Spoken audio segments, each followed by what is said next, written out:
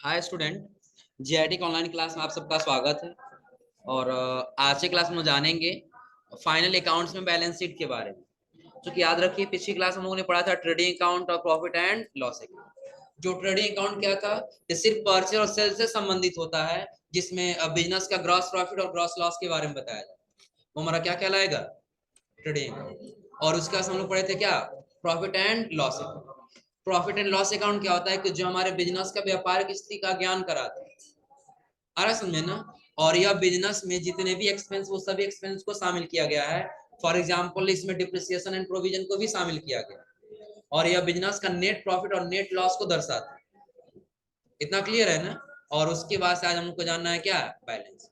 हाँ, याद रखिएगा कि इसके पहले जो हम लोग पढ़े थे ट्रेडिंग अकाउंट, ट्रेडिंग अकाउंट किससे संबंधित था? परचेज और सेल्स। और उसके बाद से जो हमारा प्रॉफिट एंड लॉस अकाउंट था, यह ग्रॉस प्रॉफिट और एक्सपेंस से संबंधित था। आ रहा समझे ना? ठीक उसी प्रकार जब हम लोग बैलेंस शीट में आएंगे, तो जो हम लोग का बैलेंस शीट होता है, यह एसेट्स और लायबिलिटीज का कॉम्बिनेशन होता है। किसका किसका? एसेट्स और लायबिलिटीज। एसेट्स क्या है और लायबिलिटीज क्या है? क्या चीज? एसेट्स और लायबिलिटीज। ये आप लोग जानते हैं एसेट्स क्या होता है और लायबिलिटीज क्या होता है। अगर जब पूछा जाए व्हाट इज एसेट्स, क्या जवाब देंगे?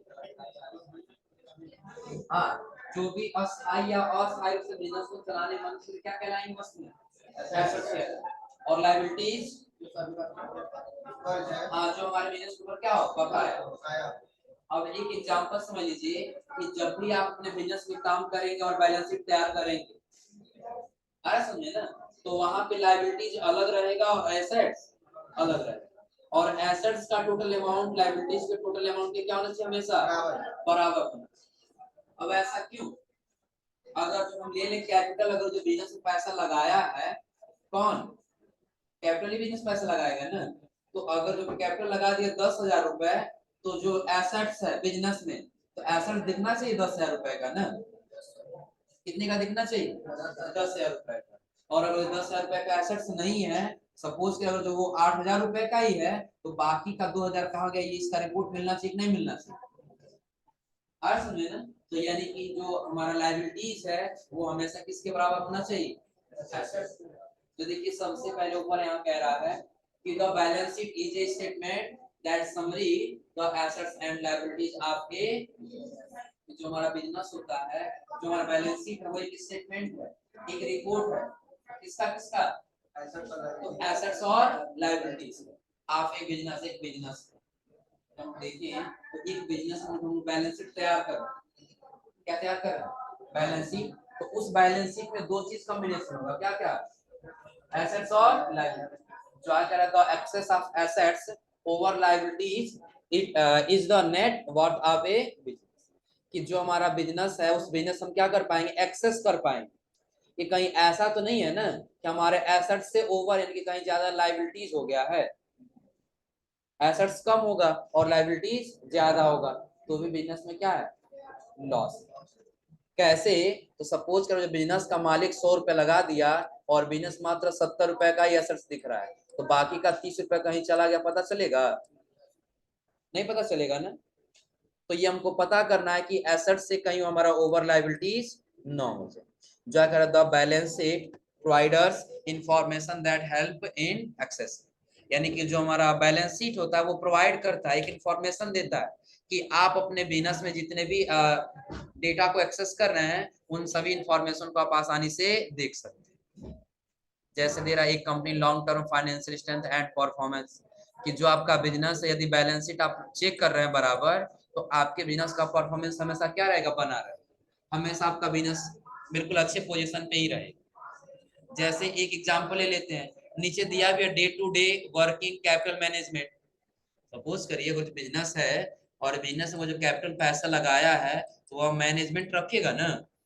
कि अगर हम 10,000 रुपए बिजनेस में लगाए हैं, तो आखिर वो 10,000 रुपए का एसेट्स आया है कि क्या हुआ है? आ रहा समझे ना?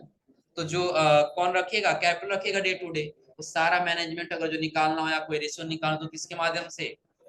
बैलेंस। क्या कह रहा है? The revenue and expense accounts are close once the profit and loss account is prepared. याद रखिएगा कि जितना आपका रेवेन्यू और एक्सपेंस अकाउंट होगा, रेवेन्यू का मतलब क्या होगा, इनकम, और एक्सपेंस का मतलब क्या होगा, खर्च। कि ये जितना भी अकाउंट होगा सब क्लोज हो जाएगा और एक अकाउंट बनेगा, वो कौन सा बनेगा, प्रॉफिट एंड लॉस अकाउंट।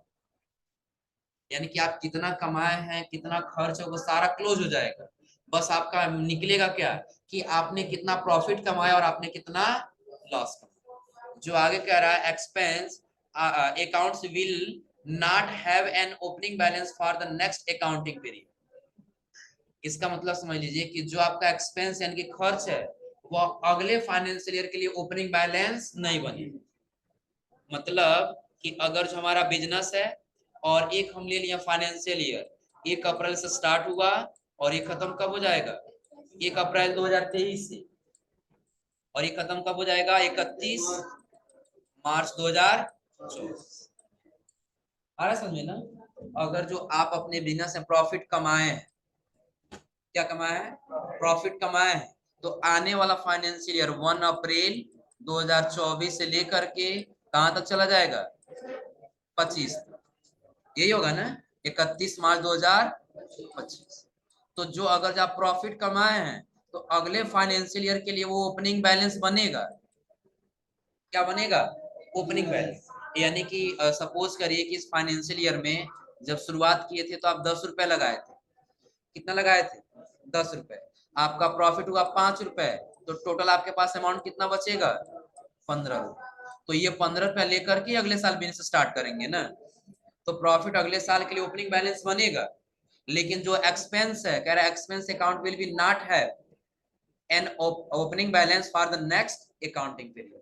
यानी कि जो आपका एक्सपेंस होगा वो अगले साल के लिए ओपनिंग बैलेंस नहीं बनेगा। अब हम इसी साल बिजनेस को चलाने के लिए 10,000 रुपए एक्सपेंस कर दिए, तो ये खर्च हो गया है ना, तो क्या ये अगले फाइनेंशियल ईयर में जाएगा, नहीं जाएगा। तो वही कह रहा है कि जो आपका ओपनिंग बैलेंस ये एक्सपेंस होगा, या अगले फाइनेंशियल ईयर के लिए ओपनिंग बैलेंस नहीं बनेगा। हाँ, ओपनिंग बैलेंस बनेगा तो कौन बनेगा, प्रॉफिट बनेगा। क्या बनेगा, प्रॉफिट। अगर जो इस साल हम काम कर रहे थे और टोटल हम 10,000 रुपए इनकम कमा लिए, तो ये 10,000 भी हमारे पास है ना, तो 10,000 अगले साल में हम लगाएंगे नहीं लगाएंगे, हमारे बिजनेस में और ज्यादा ग्रोथ होगा। तो जो प्रॉफिट होगा वो अगले फाइनेंशियल ईयर के लिए ओपनिंग बैलेंस बनेगा, लेकिन जो एक्सपेंस है वो उस साल के लिए ओपनिंग बैलेंस नहीं। ओपनिंग और क्लोजिंग का मतलब समझ रहा है ना। ओपनिंग का मतलब क्या होगा, फाइनेंशियल ईयर के शुरू में, और क्लोजिंग स्टॉक का मतलब क्या होगा, उस फाइनेंशियल ईयर के लास्ट में बचा हो। इतना क्लियर है ना। और उसके क्या कह रहा है, types of assets and liabilities included in a balance sheet. कि दिया इसमें कि एसेट्स कितने प्रकार के होते हैं, लायबिलिटीज क्या होते हैं जो बैलेंस शीट में यूज किए जाते हैं। जैसे एग्जांपल के तौर पे दिया है, कैश हो गया, अकाउंट रिसीवेबल, इन्वेंट्री। आ रहा समझे ना, ये सभी क्या है, एक प्रकार के। अब देखिए एसेट्स के बारे में बताया और एसेट्स के बस बताया लायबिलिटीज के बारे में, जो लगभग आप लोग पहले पढ़ चुके हैं। एसेट्स आप लोग पढ़े किसको किसको बोलते हैं ना, एसेट्स लोग इतना पहचान तो आ ही गया होगा ना। एसेट्स किसको किसको बोलेंगे, तो वे वस्तुएं जो बिजनेस में काम करेंगे। और एसेट्स में हम लोग 2 प्रकार के पढ़े थे, कौन कौन सा, फिक्स और करेंट। और करंट वाले के एक दूसरा नाम दिया जाता है जिसको या तो लिक्विड एसेट्स कहते हैं या तो फ्लोटिंग एसेट्स कहते हैं, ये पता है ना।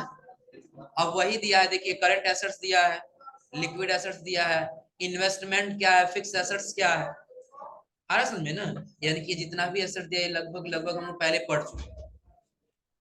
जो एसेट्स का नाम दिया जो बैलेंस शीट में यूज किए जाते हैं, ये हम लोग पहले पढ़ चुके हैं। आ रहा समझे ना। अब याद रख लीजिए, जैसे इसके नीचे दिया है क्या, वेस्टिंग एसेट्स। क्या दिया है, वेस्टिंग एसेट्स। वेस्टिंग एसेट्स क्या होगा, कि जैसे कुछ ऐसे सामान खरीद के लाए अपने बिजनेस की। आ रहा समझे ना, जो एसेट्स तो है लेकिन वो लंबे समय तक के लिए नहीं रहेगा, कुछ समय में ही खत्म हो जाएगा। आ रहा समझे ना। एक एग्जांपल लेते हैं, जैसे फ्यूल ले ली। क्या ले लिए, फ्यूल। हमारे बिजनेस के लिए एक मशीनरी है जिसको चलाने के लिए क्या चाहिए, फ्यूल चाहिए। फ्यूल लेके आ गए, तो बिजनेस को चला रहा है, वो एसेट्स है, लेकिन किस प्रकार का है, वेस्टिंग एसेट्स। यानी कि कुछ समय के बाद से क्या हो जाएगा। उसके बाद दिया किसके लिए, इंटेलिजेबल के लिए। अब ये भी एक एसेट्स होगा। जैसे आप लोग देखें, कॉपीराइट का नाम सुने हो, पेटेंट का नाम सुने हो। कॉपीराइट क्या होता है, कॉपीराइट, कॉपी करना है ना। समझ लीजिए, अगर जो आपका कोई ऐसा बिजनेस है जो नया गुड्स क्या करता है, बनाता है न्यू गुड्स, आ रहा समझे ना। और हो सकता है कि आपने एक ऐसा कोई गुड्स बनाया जो गुड्स पहले से किसी व्यक्ति ने बना लिया, आ रहा समझे ना, तो आपका किसमें चला जाएगा, कॉपीराइट। वो भी आपका एक प्रकार का क्या है, एसेट्स। उसके अगला दिया पेटेंट्स, क्या दिया है, पेटेंट्स। पेटेंट्स क्या, गुडविल तो इसी ने आप लोग बताए थे ना, बैड डेब्ट्स के साथ, बैड डेब्ट के साथ गुडविल बताए थे। तो आखिर ये पेटेंट्स क्या है, अगर जो आप कोई गुड्स नया बना रहे हैं, तो जब तक आप अपने नाम पे उसको दर्ज नहीं कराएंगे, आप दर्ज नहीं कराएं और दूसरा कोई व्यक्ति अगर जो बना के पहले दर्ज करा लिया, तो आपका कॉपीराइट में चला जाए, क्योंकि आपने अपने नाम पे पेटेंट नहीं कराया। आ रहा समझे ना। तो अगर जो आपने कोई वस्तु बनाया अपने नाम पे पेटेंट कराएं, तो भी आपके लिए क्या है, एक एसेट्स ना। क्लियर है ना। हाँ, और जब नीचे आएंगे तो एक और दिया ये वाला एसेट्स, जिसका एग्जांपल दिया आप एडवर्टाइजमेंट बिजनेस के लिए प्रचार प्रसार कराएंगे, और जो बिजनेस के लिए प्रचार प्रसार कराएंगे वो भी एक एसेट्स ही तो है ना। सपोज करिए कि अगर जो हम आप आज अपना बिजनेस यहाँ कर ली और एडवर्टाइजमेंट नहीं करा रहे हैं, प्रचार प्रसार नहीं करा रहे हैं, तो क्या कहलाएगा वो, बिजनेस चलेगा, नहीं चलेगा ना। आप लोग इसमें देख रहे होंगे जो भी बिजनेस है ना, सबसे ज्यादातर एडवर्टाइजमेंट के हिसाब से ही वो चल रहा है। ज्यादा प्रचार प्रसार देखेंगे तब देखेंगे हाँ ये का ऐसा नहीं, ऐसे चलेगा बिजनेस, यानी कि ये सामान हमको इस एडवर्टाइजमेंट के माध्यम से यहाँ मिल जा रहा है, वहां जाके आसानी से हम परचेज कर सकते हैं। आ समझे ना। तो बिजनेस में जो हम लोग एडवर्टाइजमेंट करवाते हैं वो भी हम लोग का क्या है, ऐसा। और जब नीचे जाए तो इसका फॉर्मेट दिया हुआ है, किसका, बैलेंस शीट।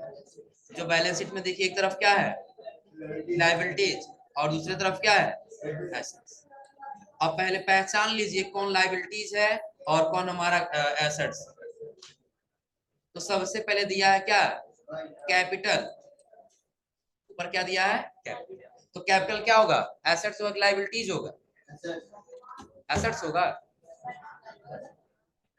क्या पूछ रहा है, एक तरफ लायबिलिटीज और दूसरी तरफ एसेट्स। तो पहचानना आपको ये है कि कैपिटल क्या होगा। चलिए समझ लीजिए एक एक करके सबसे अच्छे से, कि अगर जो कोई बिजनेस है, क्या है, बिजनेस, तो जो हम लोग बैलेंस शीट बना रहे हो किसका है, बिजनेस का ही है ना, बिजनेस का या बिजनेस प्रोवाइडर का ही है। तो अगर जो कैपिटल है, तो कैपिटल हम लोग पढ़े क्या होता है, कि जब बिजनेस का हमारे बिजनेस पैसा इन्वेस्ट करता है क्या कहलाता है। और अगर जो कैपिटल, अगर जो 10,000 रुपए दिया अपने बिजनेस को, तो बिजनेस के ऊपर ये लायबिलिटीज है कि नहीं है, कि वो अपने मालिक का 10,000 रुपए वापस करे, कर्ज है ना, तो क्या हो जाएगा, लायबिलिटी। अगला दिया ड्राइविंग, क्या दिया है, ड्राइविंग। ड्राइविंग शब्द आपको पढ़े कि जब बिजनेस का मालिक अपने निजी खर्च के लिए कोई गुड्स निकालता है क्या कहलाएगा, ड्राइविंग। आपको पढ़े ड्राइविंग हमेशा मालिक की पूंजी को घटाता है, आ समझे ना। तो अगर ये लायबिलिटीज है, इस लायबिलिटीज को कम कर देगा, लायबिलिटीज के पार्ट को ही तो कम करेगा ना। देखिए यहाँ पे क्या किया, उसको लेस किया, लेस का मतलब क्या होगा, घटाए। कैसे, अब सपोज करिए कि बिजनेस को हम 10,000 रुपए दे दिए, तो जब दिए थे तुम्हारा क्या कहलाया था, कैपिटल कहलाया था। और उसी बिजनेस से हम अपने निजी खर्च के लिए 2,000 रुपए निकाल, निजी खर्च के 2,000 रुपए क्या किए, निकाला। जब निजी खर्च के निकाले तो क्या कहलाएगा, ड्राइविंग कहलाएगा। तो ये ड्राइविंग कहलाएगा, क्या कहलाएगा, ड्राइविंग। अब जब ड्राइविंग निकालेगा तो हम 10,000 दिए थे, 2,000 ले लिए, कितना बचेगा, 8। तो पहले तो ये समझिए, इसीलिए कहा है कि लेस करने के लिए, आपको हटाने के लिए। अब हम बिजनेस से ले रहे थे, एक प्रकार का कर्ज ही तो है ना, एक प्रकार का क्या है। दूसरा वाला देखिए क्या दिया है, नेट प्रॉफिट। हाँ, जैसे उसका नेट लॉस दिया। अब आप लोग पढ़े एक सब, कि जब भी बिजनेस में प्रॉफिट होता है तो कैपिटल इंक्रीज होता है, और जब बिजनेस में लॉस होता है तो कैपिटल डिक्रीज होता है। आया समझे ना। अब सपोज करिए हम ये मान लिए थे कैपिटल है, और कैपिटल पैसा दिया बिजनेस को, इसको बिजनेस, यहाँ से इसने दे दिया एग्जांपल के तौर पे, छोटा अमाउंट ले लेते हैं 100 रुपए, कितना, 100।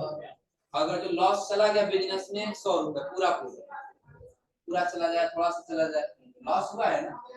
तो ये कहेगा कैपिटल कि अगर जो हमने आपको जो पैसा दिया तो उसमें से आप और लॉस लेके जा रहे हैं, हम आपसे सारा पैसा अमाउंट कलेक्ट करेंगे, तो ये बिजनेस के ऊपर लायबिलिटीज बढ़ता जा रहा है, नहीं बढ़ता जा रहा है? कि जब अगर जो 100 रुपया दिया था और 100 रुपया हम एक्सपेंस कर 100 रुपया वापस कहाँ से करेंगे?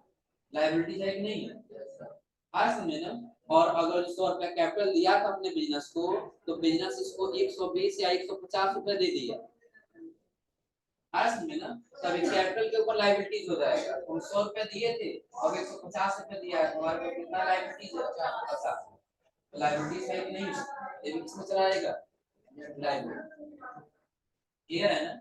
और अगला क्या है? Interest on capital. Net profit दोनों सुना है आपने, समझ ले करो। इससे क्या समझा है? सबसे पहले अगर हम अपने बिजनेस में पैसा लगाते हैं तो क्या कहलाता है? कैपिटल कहलाता है। आया समझ लो। और बिजनेस का मालिक कैपिटल कितना लगा दिया? 100। अगर जो बिजनेस में टोटली लॉस चला गया, या लॉस हम मान लेते हैं ज्यादा नहीं, मात्र 20 रुपए चला गया लॉस में, कितना? 20 रुपए। तो 80 रुपए बिजनेस के पास है, वो 80 रुपए किसको दे देगा? कैपिटल को देगा। फिर भी 20 रुपए इसके ऊपर कर्ज है कि नहीं? कर्ज है ना? तो किसका पार्ट है ये? नेट लॉस एंड लायबिलिटी इसका। दूसरा कह रहा है प्रॉफिट होगा। तो प्रॉफिट कैसे होगा? आप सपोज करिए कि जो बिजनेस है वो दिया था कितना? 100 रुपए। ये कैपिटल 100 रुपए दिया था किसको? बिजनेस को। अब बिजनेस प्रॉफिट कमा रही 150 रुपए हो गए। 100 रुपए लगाए तो बिजनेस ने कितना दे दिया हमको?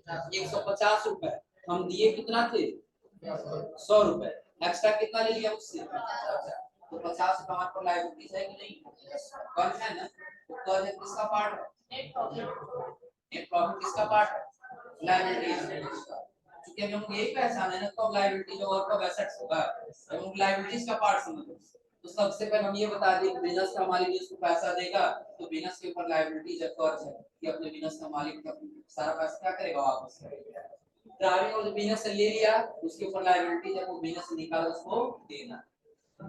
क्लियर है ना? उसका से बताया हम लॉस। लॉस है जो चला गया, उदाहरण एक बिजनेस का उसका दायित्व है कि पैसा अपने मालिक को क्या करेगा? वापस करेगा। और वो बिजनेस ज्यादा पैसा भी दे दिया तो फिर क्या होगा? तब कैपिटल का उसका दायित्व है, जो पैसा एक्स्ट्रा लिया उसको बिजनेस को भर पाएगा। क्लियर है ना? उसके जस्ट नीचे कह रहा है इंटरेस्ट ऑन कैपिटल। क्या कह रहा है? Interest on. अब अगर जो कैपिटल जो है वो पैसा दिया है बिजनेस को, लेकिन एक ब्याज के तौर पे दिया। किसके तौर पे? ब्याज। सपोज करिए कभी आज हमको बिजनेस स्टार्ट करना, हम बैंक में चले गए, लोन ले लिए। बैंक से क्या ले लिए? लोन ले लिए। तो उसने ये कहा कि हम आपको बिजनेस करने के लिए पैसा दे रहे हैं, लेकिन आपको सालाना क्या लगेगा? 10% का इंटरेस्ट लगेगा। 10% का क्या लगेगा?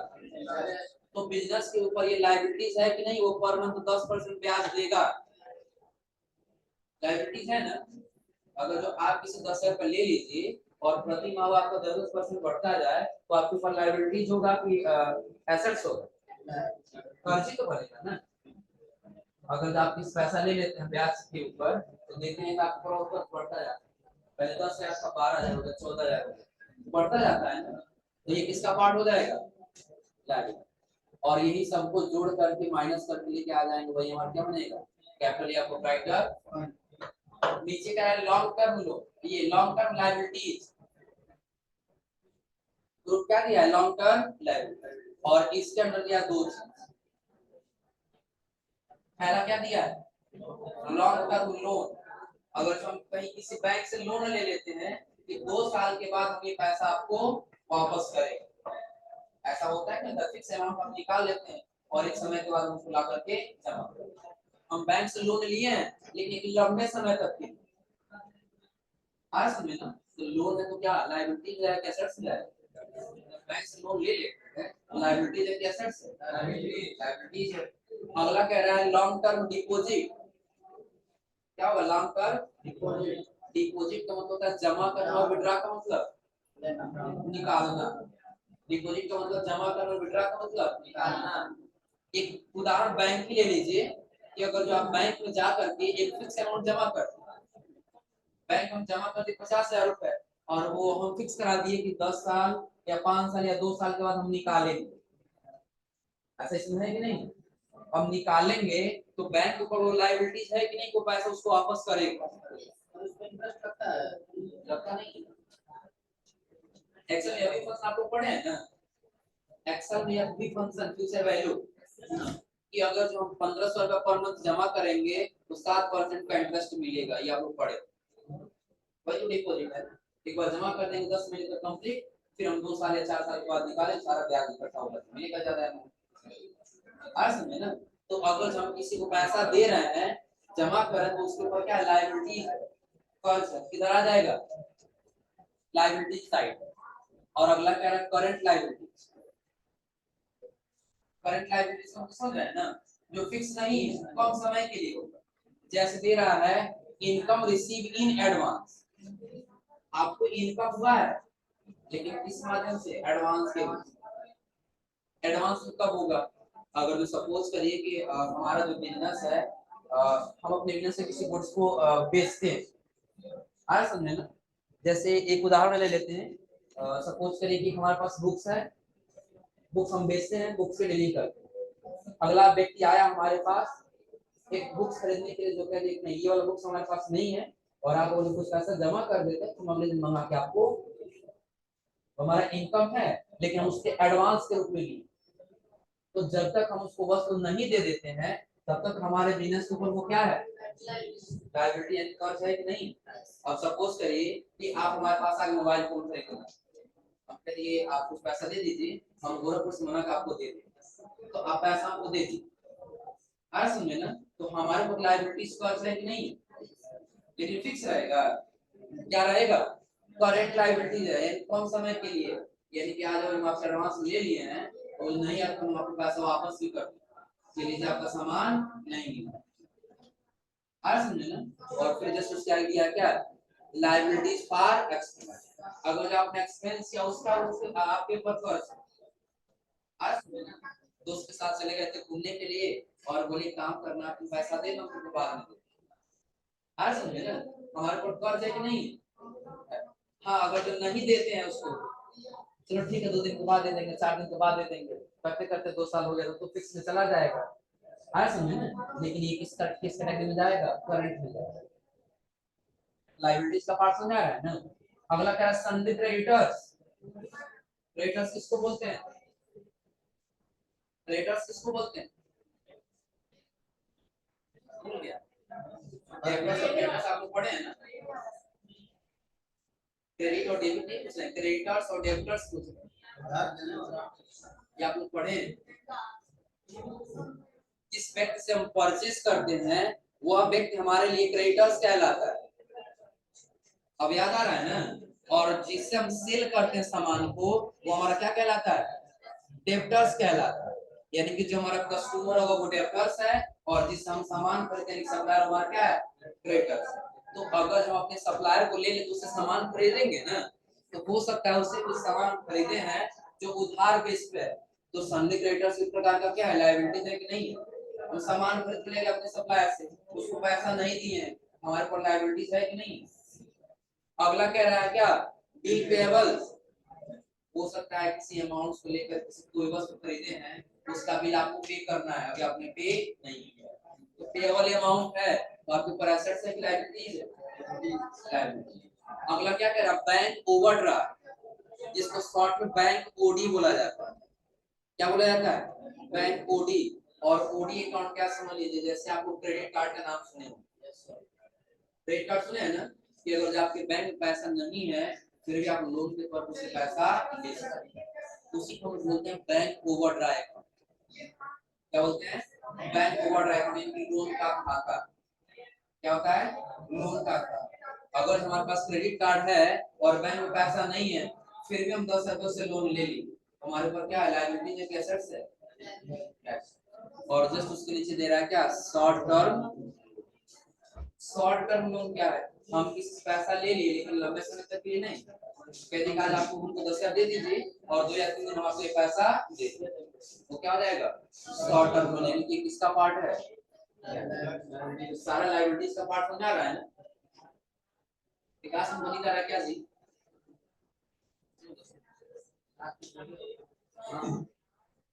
अब हम तो लगभग ये एसेट्स लायबिलिटीज किसको क्यों बोलने समझा रहा है ना।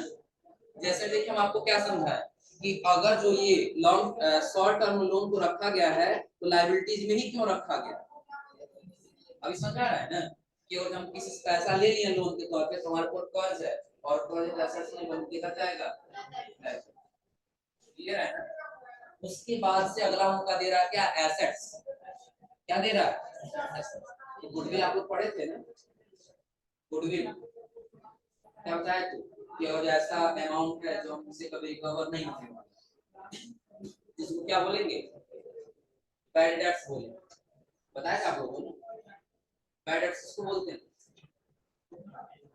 Bad debts. बैड डेट्स और जानने की बात है, आप लोग को याद ही नहीं, पिछली क्लास में बताए थे ना। बैड डेट्स क्या है? हाँ, ऐसा कस्टमर जो हमसे उधार सामान खरीदा और पैसा कभी वापस नहीं दिया, वो हमारा क्या हो जाएगा? बैड। और बाद में रिकवर क्या हो जाएगा? एसेट्स नहीं है, अमाउंट वापस करेगा हमारा, एसेट्स में आ जाएगा।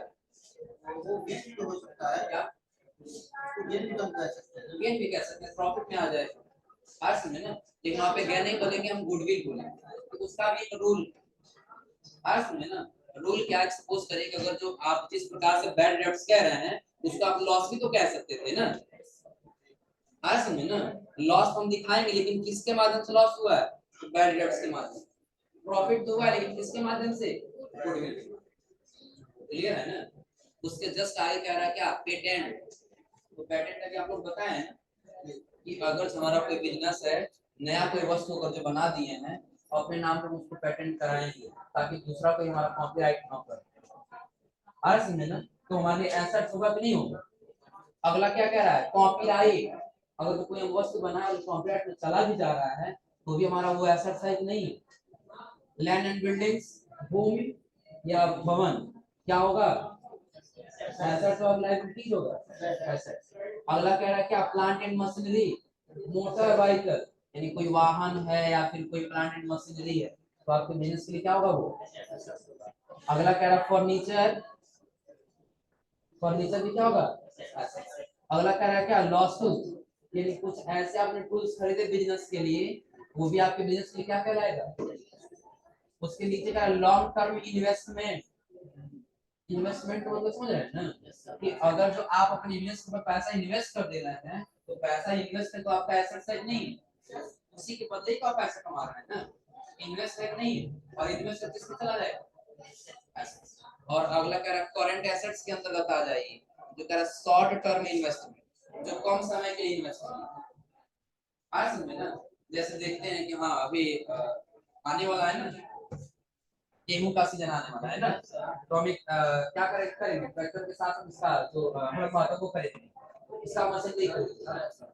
आज समझे ना? इन्वेस्ट तो किया लेकिन वो लंबे समय तक किए नहीं, एक साल पूरा थोड़ी चलेगा, ज्यादा ज्यादा 2 से 3 महीने चलेगा, 4 महीने चलेगा, उससे ज्यादा नहीं चलेगा, फिर वो अगले साल चलेगा ना। इन्वेस्ट तो किए लेकिन लंबे समय तक के लिए नहीं है, कम समय के लिए, वो भी एक प्रकार का एसेट्स है। क्या हो रहा है? हमेशा लगातार थोड़ी चलता रहेगा, दोनों से 4 महीने का 4 महीने का 8 महीने चलेगा ना। कुल मिला के सब कुछ पढ़ने पर वही करने वाला है पूरा। तो ये शॉर्ट टर्म इन्वेस्टमेंट क्या समझा रहा है ना। और उसके अगला क्या कह रहा है? आउटस्टैंडिंग इनकम, अगर जो आपको किसी अदर माध्यम से इनकम हो रहा है तो भी आपका एसेट से नहीं है, और किसी माध्यम से एसेट हम वस्तु लगाए तब से इनकम हो रहा है ना।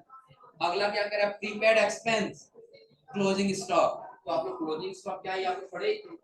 एसेट्स ही है। प्रीपेड एक्सपेंस, हम एक्सपेंस कर रहे हैं, सपोज करें कि हमारा एक सपोज करें हमारा वस्तु ये खराब हो गया मशीनरी, इसको बनाने के लिए हम कुछ खर्च कर रहे हैं तो हमारा एसेट्स खराब हो जाएगा तो हम एक्सपेंस करते हैं ना, तो हमारा किसमें आ जाएगा? अगला क्या कह रहा है? डेब्टर्स, आप लोग पढ़े हैं कस्टमर को करंट एसेट्स कहा जाता है, क्योंकि जब तक कस्टमर नहीं आएगा तब तक बिजनेस नहीं चलेगा। और आप लोग पढ़े हैं कि बिजनेस को स्थायी और स्थायी चलाने वाले उसको क्या कहलाती है? एसेट्स। क्लियर है ना? उसके जस्ट आगे देखिए क्या कह रहा है? बिलिसेबल, किसी से पैसा पाना है, हमारी एसेट से नहीं, और हम किसी पैसा पाएंगे तो बैंक में देगा या तो कैश देगा, कैश हमारा एसेट से नहीं है। अगला कह रहा है क्या? कैश एट बैंक और कैश इन बैंक, कि चाहे हम कैश बैंक में रखे हो और चाहे कैश हमारे बिजनेस में हो, दोनों भी एक प्रकार का हमारा क्या है, तो एसेट्स किसको कह रहे हैं और लायबिलिटीज को कह रहे हैं, क्लियर हो रहा है ना। तो फिलहाल ये आज आप लोग पहचान करके आइए लोग, और अगली क्लास में लोग इसका प्रिपेयर करेंगे कि आखिर जो उनका बैलेंस शीट है, बैलेंस शीट में ये लायबिलिटीज है तो लायबिलिटीज की तरफ, और जो एसेट्स है वो एसेट्स की तरफ। और जब अमाउंट मैच कराएंगे तो दोनों का अमाउंट हमेशा क्या नहीं चाहिए, बराबर। क्लियर है ना। तो आज आप लोग यहाँ से पढ़ के आइए लोग।